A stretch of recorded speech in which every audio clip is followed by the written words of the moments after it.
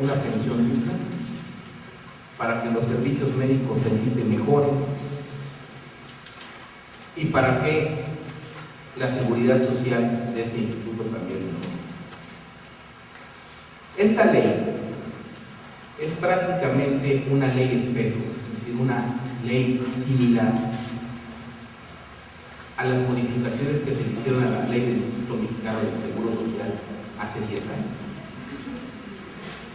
Y después de 10 años nos hemos dado cuenta que en el caso del IMSS ni la infraestructura médica ha mejorado, ni la atención médica ha mejorado, ni el abasto de medicinas es suficiente, y las pensiones que paga el IMSS tampoco son suficientes para financiar un retiro decente y digno de los trabajadores. Entonces no hay razón para que, siendo la nueva ley del ISSSTE una ley espejo de la ley del IMSS, todo lo que han prometido en esta ley se cumpla. Hay que recordar que en el caso del IMSS, una de las cosas que más pesan sobre las pensiones de los trabajadores son las altas comisiones que cobran los apoyos por administrar los fondos de retiro de los trabajadores. Estas altas comisiones provocan que el rendimiento, que lo que van obteniendo las inversiones de los trabajadores, pues sean muy pequeñas. Y definitivamente con este nivel de ahorro, pues no les va a alcanzar para tener una pensión digna. Lo mismo se repite en la ley de ISSSTE.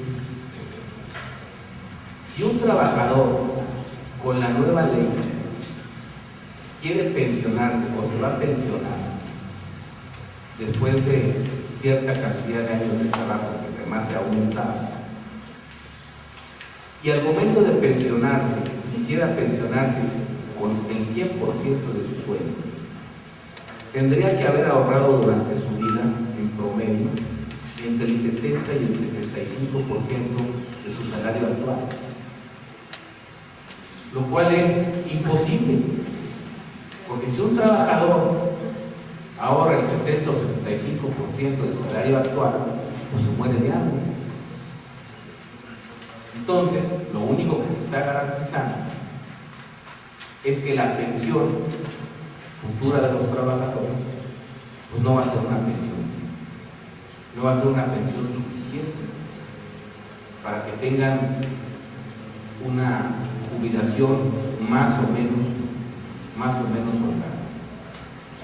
¿Por qué se da este fenómeno? ¿Por qué se da este fenómeno en la ley?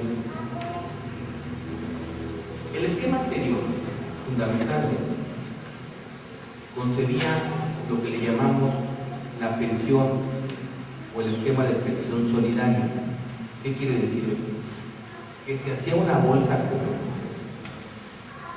y de esta bolsa común se iban invirtiendo los fondos para que de esta bolsa común se otorgaran las pensiones a cada uno de los trabajadores. En el nuevo esquema, lo que se hace con los trabajadores en activo es que se individualizan las cuentas, y al tener cuentas individuales para cada trabajador, las posibilidades de obtener mejores rendimientos por los fondos que vamos a ahorrar pues se reducen sustancialmente. Para un ejemplo que nos quede más claro a todos, supongamos que ahorita les digo, todos vamos a poner un peso en esta mesa y los vamos a llevar al banco para que nos dé interés. Pues obviamente es más fácil que por el dinero que juntemos aquí, yo les digo al banco, obtenga un mayor rendimiento porque es más dinero, que si cada uno de ustedes va al banco y deposita un peso. Es probable que nos dejen entrar al banco para depositar un peso. Entonces, esto es lo que sucede en términos prácticos, la diferencia entre un esquema de pensión solidaria y un esquema de pensión individualizada. Con otros dos elementos en contra. Para los trabajadores que ya están jubilados, y en términos generales. Las cosas con algunas indefiniciones en la nueva ley, pero pensemos que se mantienen exactamente igual que como estaban.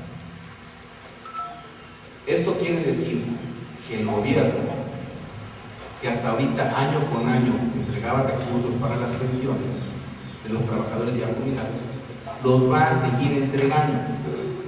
O sea, no hay ningún ahorro, como lo ha dicho el espurio, no hay ningún ahorro en estos recursos. Van a seguir dando esas transferencias mientras existan trabajadores jubilados. Ya. Para los nuevos, o para los que están por jubilarse, o los que se van a jubilar, la ley establece dos opciones. La primera es que a los trabajadores se les individualicen las cuentas y queden bajo la cobertura del pensionista. ¿Qué es el pensionista? Para entender mejor eso,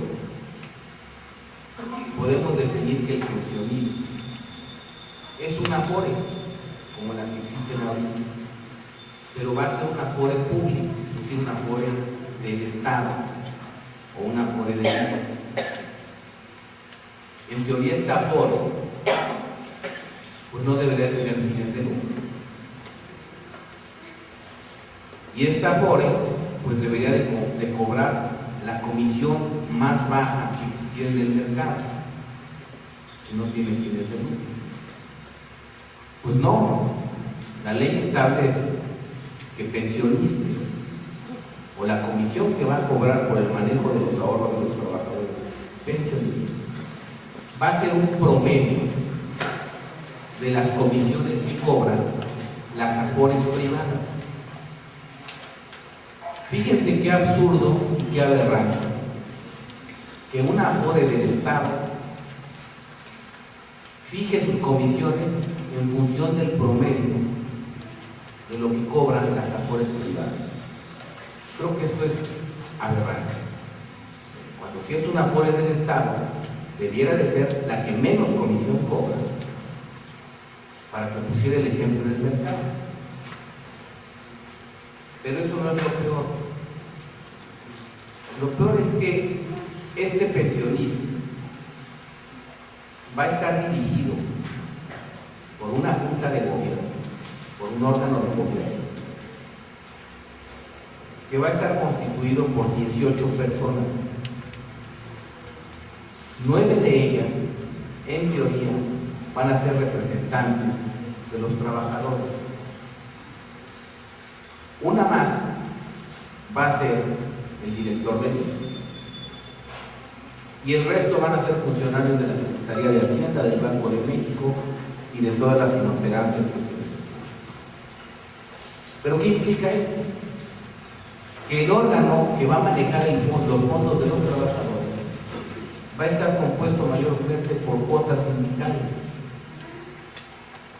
que sabemos muy bien quién va a imponer a estos integrantes, y son gente identificadas totalmente con la maestra del Gordo y con Joel.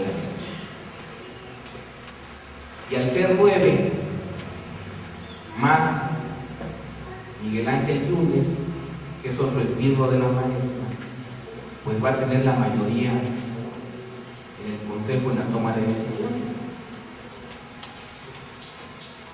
Pero además, yo creo que si ahorita yo les dijera, ¿saben qué? Yo voy a administrar los fondos que tienen ustedes ahorrados para su retiro. Pues lo primero que me pedirían es, bueno, ¿y tú qué sabes de administración de fondos para el retiro? Queremos que al menos nos compruebes que sabes de lo que estás hablando, porque vas a manejar